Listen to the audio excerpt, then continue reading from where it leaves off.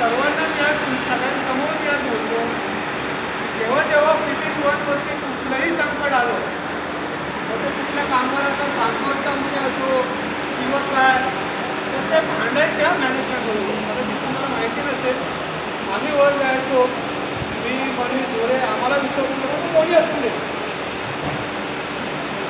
तुम्ही जेव्हा आपल्यामध्ये काम करता, एक 10-12 जण असते, 2-3 जरी असतात, तेव्हा आपल्यामध्ये वादविवाद होतात, विचार पटत नाही किंवा काय.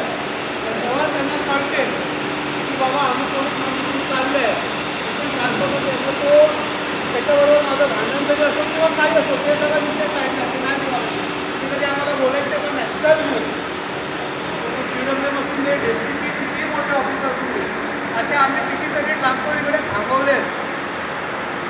मी नावं घेणार नाही, कारण मी ते बरं वाटत नाही की बाबा तुम्ही मदत केली आणि त्याच्यासमोर तुम्ही नावं पाहिजे, मला असं काही करायचं नाही आहे.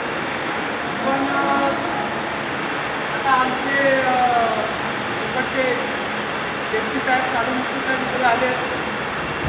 एक सतत या 2-3 वर्षापासून मी विषय ऐकायचो, चर्चा ऐकायचो की फिटिंग बंदचं काही खरं नाही, ज्या प्रकारे काम होते कालूमुक्ती साहेब जेव्हा होते तेव्हा काही ना काहीतरी काम द्यायचे. हे मला इकडच्या वर्करांकडूनच मला कळायचं. हे वर्कर पण मला बोलायचे, पण वर्कर पण बोलायचे की नाही कालूमुक्ती साहेबांचं खूप लक्ष असते, खूप काळजी घेतात, ते काय ना काहीतरी काम होतं ते त्यांनी हे रेग्युलर चाललं पाहिजे, मीटिंगमध्ये सतत राहिलं पाहिजे.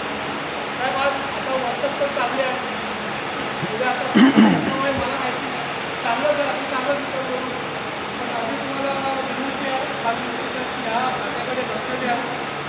जसे तुम्ही आधी जेव्हा होतात लोक करायला, आता तुम्ही महाराष्ट्राला माझी इच्छा आहे, आमच्या सर्वांची इच्छा आहे, तुम्ही परत इकडे या.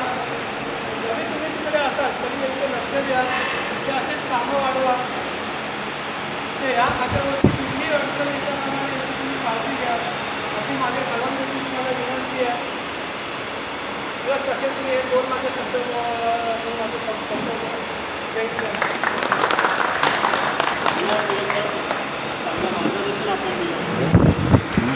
बोल ना.